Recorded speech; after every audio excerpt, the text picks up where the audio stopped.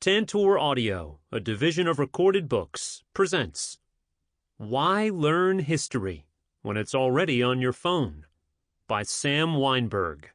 Narrated by Mike Chamberlain. Publisher's Note: this audiobook refers to figures included in the print and e-book editions of the book. Introduction.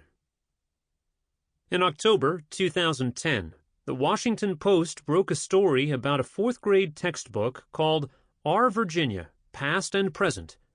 The book describes the role that African Americans played in the Civil War. If you are a movie aficionado and have seen Glory and know the story of the 54th Massachusetts Volunteer Infantry and the 180,000 African Americans who served the Union, constituting over 10% of the fighting force, you might expect that to be the focus. Wrong. Our Virginia, Past and Present, presents Virginia's fourth graders with some questionable historical information. Thousands of Southern blacks fought in the Confederate ranks, including 2 battalions under the command of Stonewall Jackson. For this statement to be true, it would have to have occurred at the height of the Civil War, since Thomas Stonewall Jackson died by friendly fire from the 18th North Carolina Infantry Regiment on May 10, 1863. It has long been known that the Confederate Army forced slaves into service as cooks and laborers who provided backup for weapons-bearing troops. We know of dozens of cases like this. We even have some scattered photographs of slaves suited up in uniform sitting next to their masters. But that's not what we're talking about. We are talking about the formal mustering of thousands of black soldiers under Jackson alone, and, by extension, thousands more under other generals who trained them in weaponry, organized them into battalions, and taught them to fight for the South. We are talking about enslaved black Americans voluntarily risking their lives so that they could remain enslaved. Common sense balks at these claims. The only document we have from the Confederacy about drafting African American soldiers comes in the waning days of the war, a last-ditch effort less than 3 weeks before Lee's surrender at Appomattox. If thousands of blacks were already bearing arms for the Confederacy, the South would not have had to enact General Orders No. 14 on March 23, 1865, to try to draft black soldiers to the South's cause. Even this late in the war, the proposal was so controversial that its authors felt compelled to issue a disclaimer. Nothing in this act shall be construed to authorize a change in the relation which the said slaves shall bear toward their owners. Where would Our Virginia, Past and Present, find support for a claim rejected by every reputable Civil War historian we could think of? There's no documentation for claims that so contravene common sense and, I might add, human nature. What would slaves be fighting for? Their right to remain in chains? When queried about her sources, author Joy Masoff told the Washington Post that she conducted her research on the Internet. Her publisher, 5 Ponds Press, sent the Post the links that Masoff consulted, some of which led to the website of the Sons of the Confederate Veterans, a patriotic, historical, and educational organization founded in 1896, dedicated to honoring the sacrifices of the Confederate soldier and sailor and to preserving Southern culture. Our first reaction might be shock at Ms. Masoff's carelessness, and it's unfortunate that her assertions ended up in a book for school children. However, I want to suggest something different. I want to consider the possibility that Joy Masoff is not so different from you or me. We live in an age when going to the library means turning on our laptops and making sure we have a wireless connection. Being on the web and searching for information is radically different from how anyone learned to do research a generation ago. In those days of yore, libraries and archives represented quiet stability. I was 11 when I engaged in my first act of library research, a report on the Bermuda Triangle assigned by my incomparable 6th-grade teacher, Diane Abbey. I took a city bus to an imposing building with Corinthian columns in my hometown of Utica, New York. In hushed tones, the librarian revealed to me the card catalog, bestowed upon me a stubby, eraserless pencil, and taught me to write down cryptic strings of numbers that sent me deep into the stacks. Obviously, it was never the case that just because something was printed meant that it was true. Mrs. Abbey taught us that in 1969. At the same time, we often ceded authority to established figures. We relied on them to make sure that what we read was accurate, that it had gone through rounds of criticism before it met our eyes. Only a small number of us were published authors. Most of us consumed information others had created. The reality we inhabit now is very different. The Internet has obliterated authority. You need no one's permission to create a website. You need no hall pass to put up a YouTube video. You need no one's stamp of approval to post a picture on Instagram. Tweet to your heart's content. Just look at the president. Go ahead. Be an author. What determines whether you go viral is not the blessing from some academic egghead, but from the digital mob. In our Google-drenched society, the most critical question we face is not how to find information. Our browser does a great job. We're bombarded by stuff. But what do we do once we have it? Digital snake oil salesmen compete with reliable sources for our allegiance. Can we tell the difference? A recent national survey suggests not. Between January 2015 and June 2016, my research team tested students in 12 states and analyzed 7,804 responses. Our exercises measured online civic reasoning, students' ability to judge the information that streams across their smartphones, tablets, and computers. At each level, middle school, high school, and college, we encountered a stunning and dismaying consistency. Young people's ability to reason about information found on the Internet can be summed up in a single word: bleak. At the middle school level, 82% of students couldn't distinguish between an ad and a news story. Almost 70% couldn't explain why they might question an article written by a bank executive about millennials' need for fiscal advice. Despite their adeptness with social media, 3/4 of high school students missed the significance of the blue check mark showing that an account was verified by Facebook. Over 30% thought a fake news post was more trustworthy than a verified one. Viewing a screenshot of nuclear flowers supposedly taken near the site of the Fukushima Daiichi disaster, 4 in 10 considered it to be strong evidence of environmental damage, even though there was nothing in the picture to indicate that it had been taken near the site, or even in Japan. On the college level, students struggled mightily when confronted with a site that hid its backers. We sent undergrads to minimumwage.com, a project of the Employment Policies Institute, which styles itself as a nonprofit organization that sponsors nonpartisan research. Less than 10% of college students were able to suss out that Employment Policies Institute was a front group for a DC lobbyist, or, as Salon's headline put it, industry PR firm poses as think tank.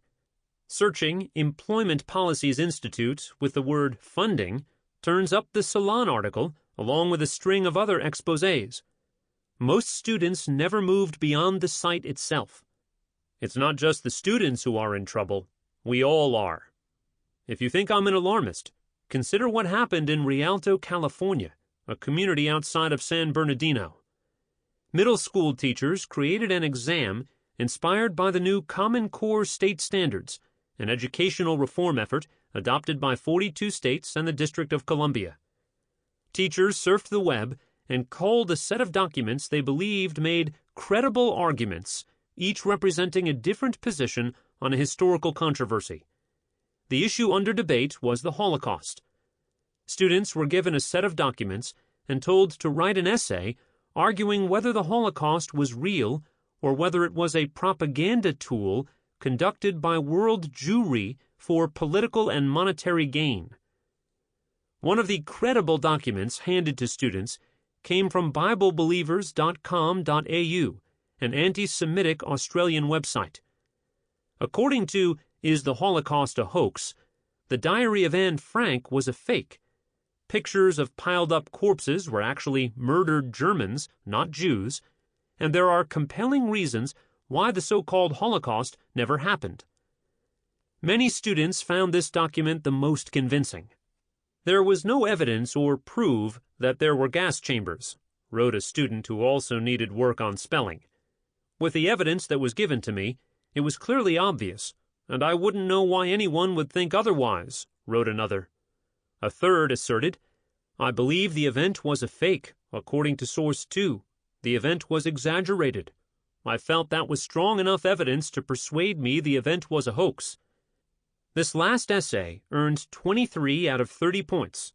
The teacher commented, You did well using evidence to support your claim. When the story got out, the Rialto School Board held emergency meetings. They ordered teachers to undergo sensitivity training at Los Angeles' Simon Wiesenthal Museum of Tolerance, the presumption being that this assignment came from an animus toward Jews, and the teachers needed prejudice reduction. I think this is a gross misdiagnosis of the problem. There's no evidence that these teachers were particularly racist or prejudiced or bigoted. I doubt they needed an RX for sensitivity training. I believe their sin is that they, too, were overwhelmed by what the Internet spews, and they regrettably put a spurious document on the same footing as legitimate historical evidence. My hunch is that they would have come up with a similar assignment had the topic been Black Confederates or any number of historical issues where fake sources crowd out the real thing. These teachers, like their students, like Joy Masoff, like us, are living in an age where changes in how information is created and disseminated outpaces our ability to keep up. The Internet teems with made-to-order history by pseudo-scholars who invent footnotes and Photoshop images to shore up fraudulent claims. We are spinning in a moment when the tools we have invented are handling us, not the other way around. Throw in for good measure the Common Core and the scant professional development that teachers received to implement it, and you have the recipe for a perfect storm. That's what happened in Rialto. A perfect storm with all the ingredients amply supplied by the Internet. Welcome to the chilling future of learning the past, where not just our students, but our teachers and textbook authors fall victim to fake history. Back in the analog Stone Age, information literacy meant learning to decipher the hieroglyphics of the Reader's Guide to Periodical Literature. The challenge then was how to locate information. Gasping for air under an information overload, we face a different question. What information should be believed? We are woefully unprepared to answer. Instead of teaching the skills needed to navigate this digital free-for-all, our educational system trudges along doing the same thing, but expecting a different result. Not that long ago, if you wanted to examine George Washington's letters, you'd have to fly to Washington, D.C., and curry favor with the Library of Congress archivist. Today, sitting at the kitchen table, 12-year-olds can be inside the Washington papers in a few clicks. But in school, these same 12-year-olds take tests on minutiae accessed more quickly on their iPhones than retrieved from memory. An exaggeration? Sharpen your pencil and identify the achievements of Gabriel Prosser and Benjamin Gitlow. Prosser fomented a failed slave revolt in 1800. Gitlow published a socialist newsletter and was convicted under New York's criminal anarchy law in 1920. Few of us could say anything intelligent, forget intelligent, anything about either. Yet both names appear on a test of historical facts given to high school students, the National Assessment of Educational Progress. That's right, educational progress.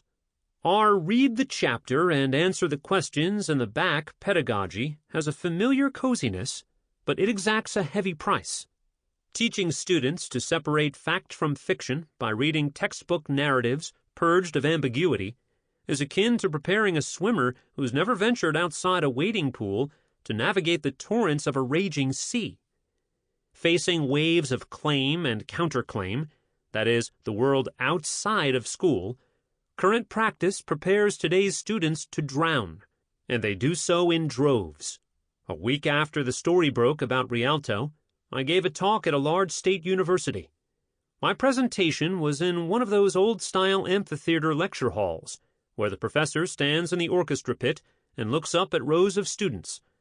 I peered out at a sea of faces, partially obscured by open laptops. When I told the story about middle school Holocaust deniers, the students gasped. Then I projected the web page for the Hitler Historical Museum, which claims to be a non-biased, non-profit museum devoted to the study and preservation of the world history. When I asked, "How many of you use the internet for research?" every hand went up. Keep 'em up if you can come down here and in one click show me who owns this site. Like the wave at a sporting event, hands fluttered down, including those of the bemused faculty in the front row. These backward baseball hat-wearing college students, probably grazing Facebook, Twitter, and ESPN as I was talking, were rendered clickless. Technology has left no part of modern life untouched. Yet in the midst of these transformations, school and what we teach there remains stuck in the past.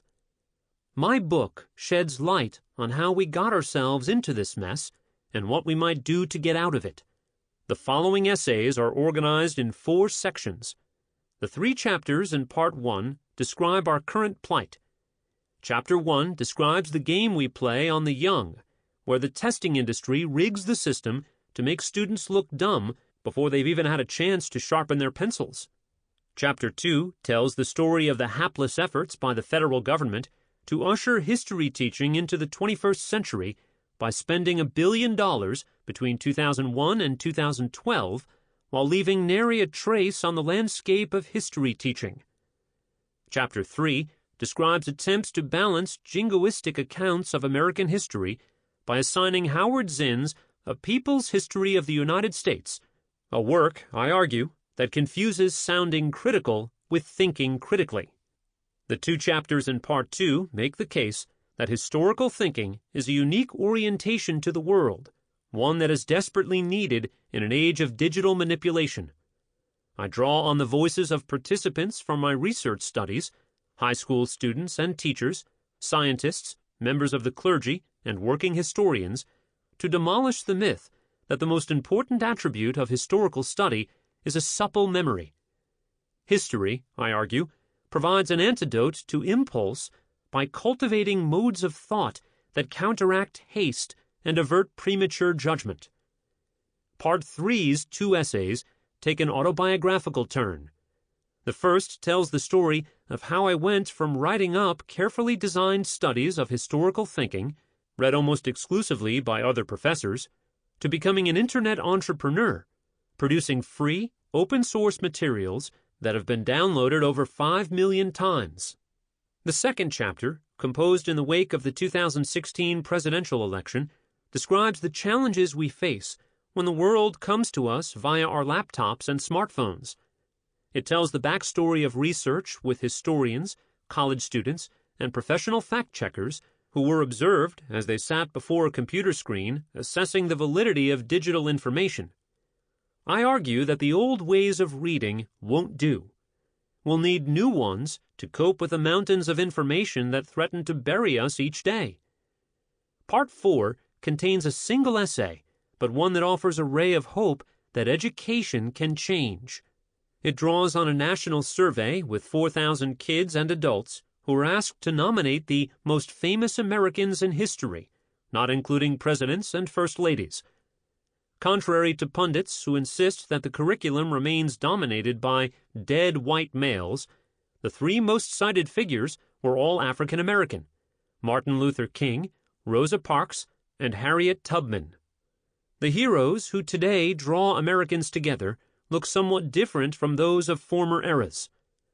While there are still a few inventors, entrepreneurs, and entertainers on the list, those who most capture our imagination acted to expand rights, alleviate misery, rectify injustice, and promote freedom. Finally, the book concludes with a brief afterword in which I address why, even in a future-oriented, technological society, the study of the past has an indispensable place in the curriculum.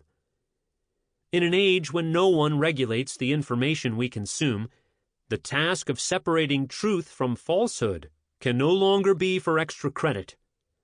Google can do many things, but it cannot teach discernment. Never has so much information been at our fingertips, but never have we been so ill-equipped to deal with it. If, as Thomas Jefferson claimed, what distinguishes democracy from demagoguery is the critical faculties of its citizens, we've got work to do. Let's get started. Part 1. Our Current Plight. 1. Crazy for History. The year the United States entered the First World War witnessed another first, the publication of results from the first large-scale test of historical facts. J. Carlton Bell of the Brooklyn Training School for Teachers and his colleague David F. McCullum tested 1,500 Texas students from elementary school to college and published their findings in 1917. They drew up a list of names, including Thomas Jefferson, John Burgoyne, Alexander Hamilton, Cyrus H. McCormick, dates 1492, 1776, 1861, and events the Sherman Antitrust Act, the Fugitive Slave Act, the Dred Scott decision, that history teachers said every student should know. They gave their test at the upper elementary level, 5th through 7th grades, in high schools, in 5 Texas districts, Houston, Huntsville, Brenham, San Marcos, and Austin, and in colleges, at the University of Texas at Austin, and 2 teacher training institutions, Southwest Texas State Normal School and Sam Houston Normal Institute. Students flunked. They identified 1492, but not 1776. They recognized Thomas Jefferson, but conflated him with Jefferson Davis. They lifted the Articles of Confederation from the 18th century and plunked them down in the Confederacy. And they stared blankly at 1846, the beginning of the U.S.-Mexico War, unaware of its significance in Texas history. Nearly all students recognized Sam Houston as the father of the Texas Republic, but had him marching triumphantly into Mexico City, not vanquishing Antonio Lopez de Santa Anna at San Jacinto. The score at the elementary level was a dismal 16%. In high school, after a year of history instruction, students scored a measly 33%, and in college, after a third exposure to history, scores barely approached the halfway mark, 49%. The authors lamented that studying history in school produced only a small, irregular increase in the scores with increasing academic age. Anticipating jeremiads by secretaries of education and op-ed columnists a half-century later, Bell and McCullum indicted the educational system and its charges. Surely a grade of 33 in 100 on the simplest and most obvious facts in American history is not a record in which any high school can take great pride. By the next World War, hand-wringing about students' historical benightedness had become front-page news. Ignorance of U.S. history shown by college freshmen, proclaimed the New York Times headline on April 4, 1943, a day when the main story reported that George Patton's troops had overrun those of Erwin Rommel at El Guitar. Providing support for the earlier claim made by historian Alan Nevins that young people are all too ignorant of American history, the survey showed that a scant 6% of the 7,000 college freshmen could identify the 13 original colonies, while only 15% could place William McKinley as president during the Spanish-American War. Less than a quarter could name 2 contributions of Thomas Jefferson. Mostly, students were flummoxed. Abraham Lincoln emaciated the slaves and, as first president, was father of the Constitution. A graduate of an Eastern high school, responding to a question about the system of checks and balances, claimed that Congress has the right to veto bills that the president wishes to be passed. According to students, the United States expanded territorially by purchasing Alaska from the Dutch, the Philippines from Great Britain, Louisiana from Sweden, and Hawaii from Norway. A Times editorial excoriated those appallingly ignorant youths. The Times breastbeating resumed in time for the bicentennial celebration, when the newspaper commissioned a second test, this time with Bernard Bailyn of Harvard University leading the charge. With the aid of the Educational Testing Service, ETS, the Times surveyed nearly 2,000 freshmen on 194 college campuses. On May 2, 1976, the results rained on the bicentennial parade. Times test shows knowledge of American history limited. Of the 42 multiple-choice questions on the test, students averaged an embarrassing 21 correct, a failing score of 50%. The low point for Bailyn was that more students believed that the Puritans guaranteed religious freedom, 36%, than understood religious toleration as the result of rival denominations seeking to cancel out each other's advantage, 34%. This absolutely shocking response rendered the voluble Bailyn speechless. I don't know how to explain it. Results from subsequent history tests, 1987, 1994, 2001, 2006, 2010, and 2014, from the National Assessment of Educational Progress, NAEP, NAEP, the nation's report card, deviated little from earlier trends. When the first NAEP history test was administered in 1987, Diane Ravitch and Chester Finn blasted students' shameful ignorance and issued dire warnings of impending decline. Unless we change course, young people, they predicted, will be unable to stand on the shoulders of giants because they won't be able to tell who are giants and who are pygmies. 14 years later, in the wake of the 2001 NAEP, pundits trotted out the same stale indictments. A nation of historical nitwits, snarled the Greensboro, North Carolina News and Record. The same holier-than-thou condemnations. Dumb as rocks, hissed the Weekly Standard. And the same boy-who-cried-wolf predictions of doom at the doorstep. Young people's ignorance is particularly dangerous when the United States is at war and under terrorist threat.